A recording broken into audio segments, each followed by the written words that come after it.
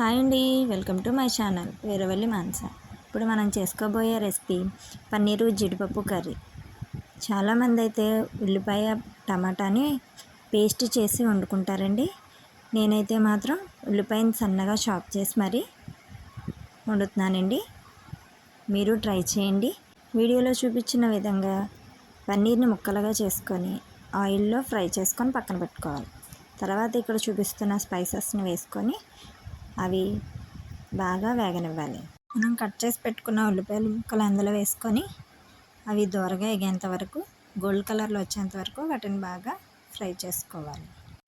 మీరు పన్నీర్ ముక్కలు వేపేటప్పుడు అవి బాండీకి అంటుకొని ఊడి రానప్పుడు మీరు ఆయిల్ మరిగిన తర్వాతే అందులో ఒక హాఫ్ టీ స్పూన్ లేదా పావు టీ స్పూన్ పసుపు వేసుకొని బాగా ఫ్రై చేయాలండి. ఉల్లిపాయ వేగిన తర్వాత నేను టమాటా పేస్ట్ వేసానండి.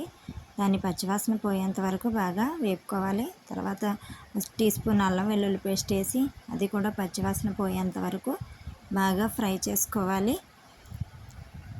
2 స్పూన్లు పెరుగు వేసుకొని దాన్ని మొత్తం బాగా కలిసేలా కలుపుకోవాలండి. తర్వాత చిటికెడు పసుపు వేసి అది కూడా పచ్చివాసన పోయేంత వరకు బాగా కలుపుకోండి. మీ రుచికి సరిపడా ఉప్పును కూడా వేసుకోండి. తర్వాత గరం మసాలా 1 టీ స్పూన్ గరం మసాలా వేసుకోవాలి. తర్వాత ధనియాల పొడి హాఫ్ లేదా 1 టీ స్పూన్ ధనియాల పొడి వేసుకోవాలి.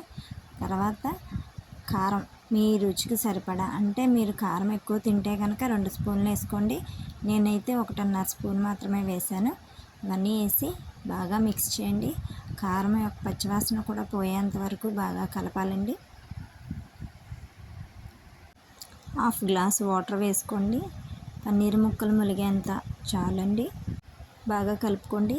సాల్ట్ సరిపోయిందో లేదో ఒకసారి చెక్ చేసుకొని సరిపోకపోతే వేసుకొని ఒక 2 నిమిషాలు మూత పెట్టుకొని మరిగించుకోండి. 2 నిమిషాల తర్వాత పన్నీర్ ముక్కలను అట్లా వేసుకొని బాగా కలుపుకొని, మీ దగ్గర ఉంటే కస్తూరి మేతి ఒక హాఫ్ టీ స్పూన్ వేసుకోండి, లేదంటే స్కిప్ చేసుకోండి, ఏం పర్వాలేదు.